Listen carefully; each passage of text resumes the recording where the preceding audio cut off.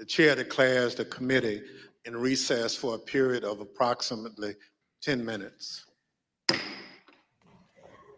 Oh, baby, let's do it. Okay, we got 10 minutes. I apologize if I was breaking in a little too much. This was too spicy not to. Just if you haven't been watching, we'll try to summarize, and everybody, in the chat, thank you so much. And make sure you're watching and liking and super chatting, and correct me if I'm wrong. But basically, this day is focusing on the Department of Justice, the acting attorney generals. Mind you, these are all dudes who were at one point lower level attorney generals, but because Trump kept on burning through them, we're talking about Jeff Sessions, who was then replaced by Bill Barr, who went along with a lot of Trump's crimes all throughout his presidency, namely sweeping the Russia stuff under the rug, making sure that protesters outside of the White House were summarily tear gassed so he could pose with a Bible, that kind of stuff, and defended that. Barr had to leave because the election fraud was too much, a bridge too far for little Barney Rubble over there. So then you get to these other guys, and we got Donahue, Richard Donahue, who was the acting deputy attorney general. And then you have Jeffrey Rosen, who was the acting attorney general, right? Who succeeded William Barr. They're going on record here because this was basically about Trump's efforts to get on a federal level, get on Department of Justice letterhead, a letter signed by those AGs sent to Georgia, Arizona, all these other swing states, Pennsylvania, send a letter saying there's corruption, right? There's election fraud. We haven't been able to find any, but there is. So essentially something is hanging in the balance here. And now the question is, what was the plan? Seems like, according to the testimony that I believe Deputy Attorney General Donahue gave, the plan was just send the letter, just cast doubt, and let me do the rest. Let me, Giuliani, and this bottle of Jameson do the rest, okay? We got it. And as my theory is also, let the Supreme Court do its job as well. Let the three people I appointed, plus Alito and, Ginny Thomas's puppet, Clarence Thomas, let them do the rest. But that's for more analysis later.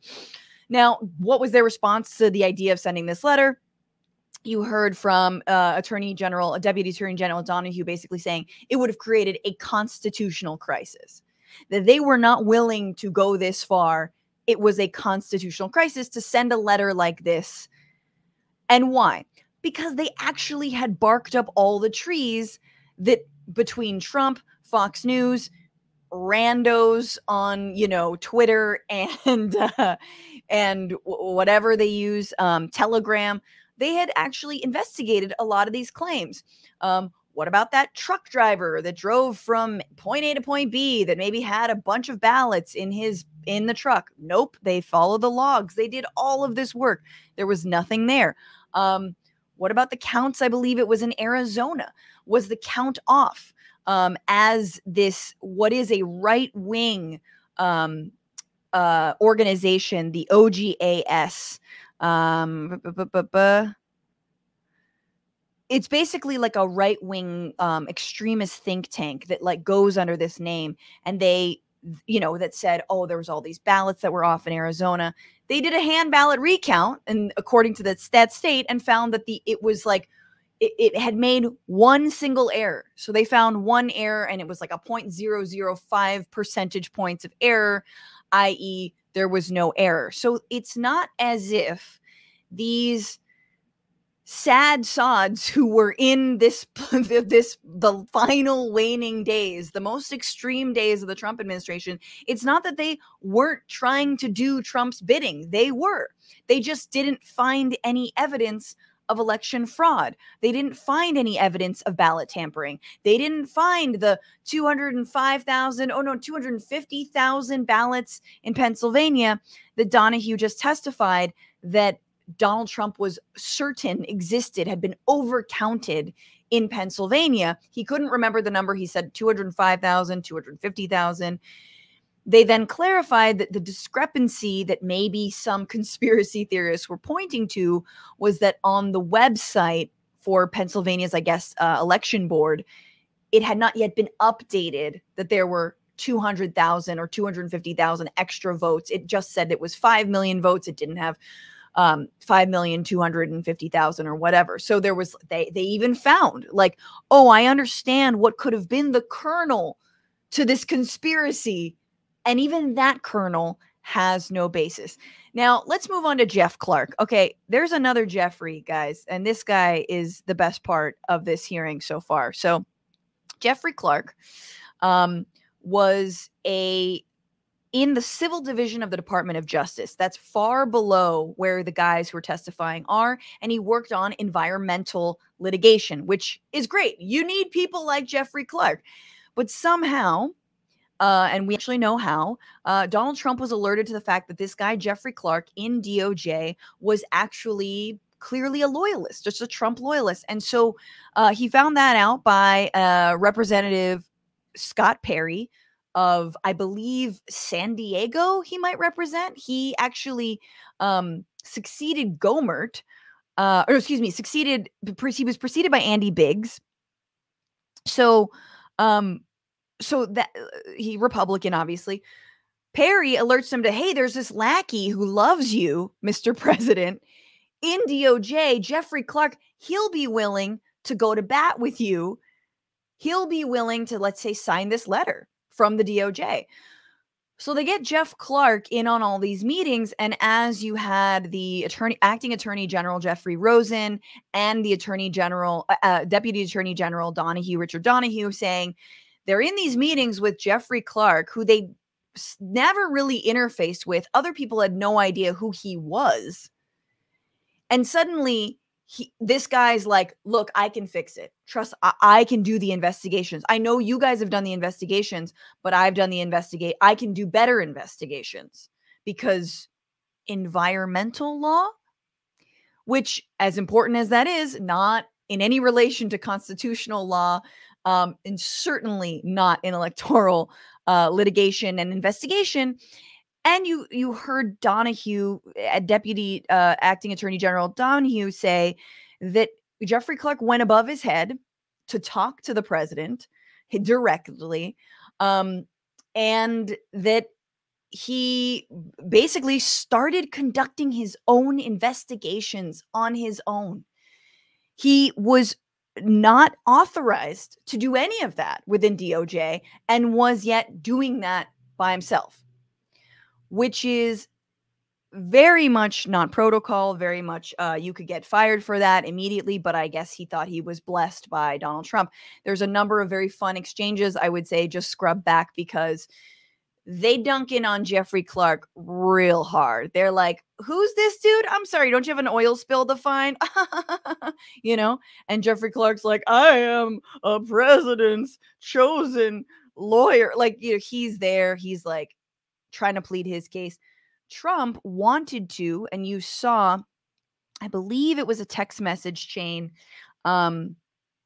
between Mark Meadows being hit up by Scott Perry. Scott Perry, rando representative from San Diego, who swears he's got evidence of Pennsylvania voter fraud. Okay.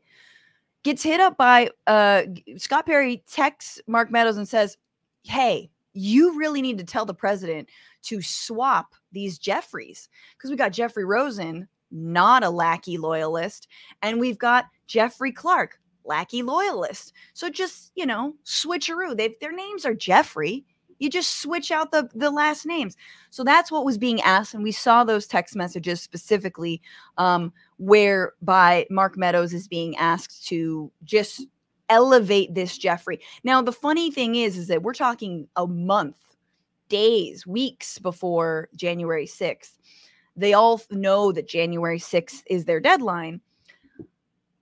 And you got to wonder, what rabbits out of what hats would Jeffrey Clark been able to have pulled in that short amount of time? Oh, yeah, I got the investigation.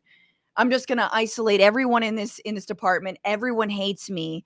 But I got it from here. Like, what what kind of circusry would we have seen? I don't think that's the word. But, there is a question. There's a question of what is the role of the Attorney General? What's the role of the Department of Justice? So you heard here numerous times, I believe it was acting Attorney General Jeffrey Rosen explaining to the president the purview of the Department of Justice. I think actually might have been the deputy Richard Donahue. But either way, they're trying to explain to the president, hey, so we don't just work for you. And in fact, to the extent that we work for you, we're trying to protect this body from doing anything, unconstitutional or illegal. Right? So we are not your personal attack dog team. I understand that Bill Barr did that for you. But that dude's no longer here because you've decided to go down this new path that, again, he didn't want to go down with you because he wanted to write a book. But multiple times they say that they had to explain what the role of the Department of Justice was because Trump, and they show video of him, calling into Turning Point's conference, speaking openly about where's the DOJ? The DOJ needs to investigate this. The DOJ needs to investigate this. And I just want to draw a parallel because we understand that as we get closer and closer, and as these hearings continue, they're about to continue now, we're going to move from the political attempts to the violent attempts. And one of the acting head of the Department of Defense at that time, Chris Miller, also played a role in preventing the violent overthrow of the United States government. These guys are working on the political realm.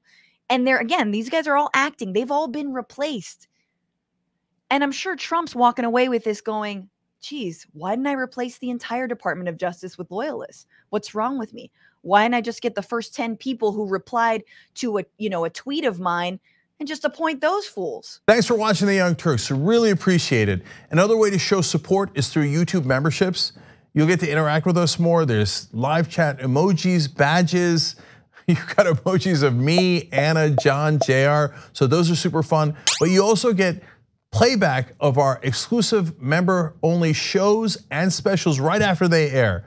So all of that, all you gotta do is click that join button right underneath the video. Thank you.